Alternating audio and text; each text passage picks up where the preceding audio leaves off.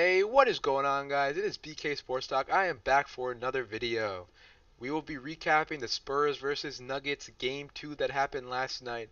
We were live streaming it. Me and Eric were live streaming it on the channel. If anyone came through, I thank you guys for coming, and I hope to see you again.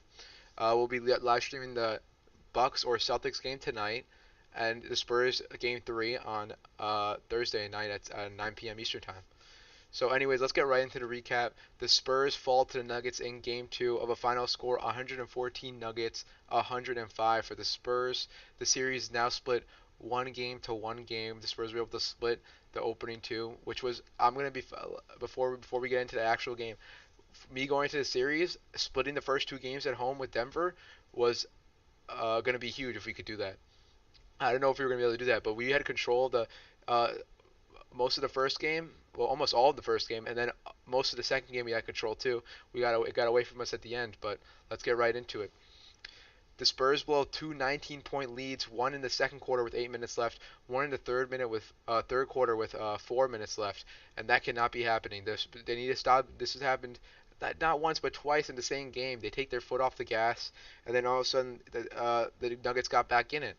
The first time they got back in it, it was only like they only let it become like an 8 point lead, I think, or like it was like 8 or 6 points where it became down to the Spurs only had a 6 or 8 point lead in the like second, thirdish quarter, and then he gained it back up to 19. But then they let it fall all the way, and Jamal Murray went off in the fourth quarter. He went 7 to 7 from the field in the fourth quarter and could not be stopped as they were able to drive the Jamal Murray was able to drive the Nuggets to the victory. The other two players I want to shout out for the Nuggets are Gary Harris Jr., who he had 23 points. He went 10 for 16 from the field.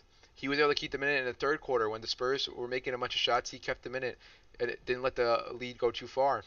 And then Paul Millsap in the beginning of the game, he was going off. He only ended with 20 points, but I bet more. I think like 3/4 of those points came in the first quarter, or first half at least. Jokic had 21 points. He was 7 for 15. Murray was 24 points, 8 for 17 from the field, but he was 7 for 7 in the third quarter. So he was in a really big slump the first game and most of the second game until he got caught fire. And then once he caught fire, he could not be stopped, which is scary. Barton had a terrible game for the Nuggets. I thought he was going to have a bigger impact for the Nuggets to win games. He went 1 for 10 from the field, 0 for 6 from 3 point range. Morris had a nice game. He was 5 for 10 from the field, 11 points. Beasley had an alright game, 3 for 7, 8 points. And Plumlee, 2 for 4 with 4 points. Now onto the Spurs stats. LaMarcus Aldridge did not do enough this game. Even though his stats don't look terrible, he did not do enough. He only took one shot in the entire fourth quarter. He made that one shot he took, but I don't know, they went away from him because he was missing so many shots, I think. He was 8 for 20 on the day for 24 points. 24 points is not that bad, but 8 for 20, we need him to make a couple more shots, let's be honest. If we're going to win this series, we need Aldridge and DeRozan to step up. DeRozan had a very nice game. He had 31 points, 11 for 19 from the field. Um, Derek White, 7 for 11 for 17 points. I think he had like 7 or 8 shots, or possibly even more than that, in the first half. He did not get many shots in the second half, and I think that's a mistake. He should be more implemented in the offense. He should be taking more shots.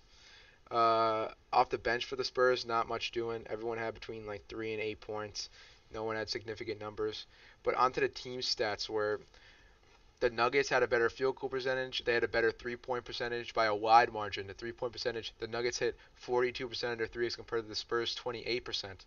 The free throws, once again, the Nuggets struggled. They had 69%, but the Spurs had 88%. Turnovers was 10 for 5 in favor of the Spurs. Not a good look. Rebounds was close, but the offensive rebounds were they almost identical, so it's not really much of a. And then technical fouls were tied 2-2 as well. That was huge. Popovich takes a technical foul with late in the fourth quarter. He gets angry at the ref. They give him a tech, and from that point on, the Nuggets went on a 13-4 run to end the game, which is not a. Popovich cannot be a liability in this series. He has to be an advantage for the Spurs. He can't be a disadvantage for the Spurs.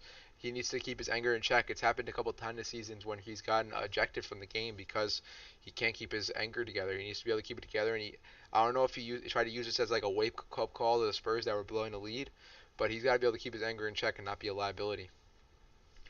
Uh, the important thing here is that the series is tied 1-1.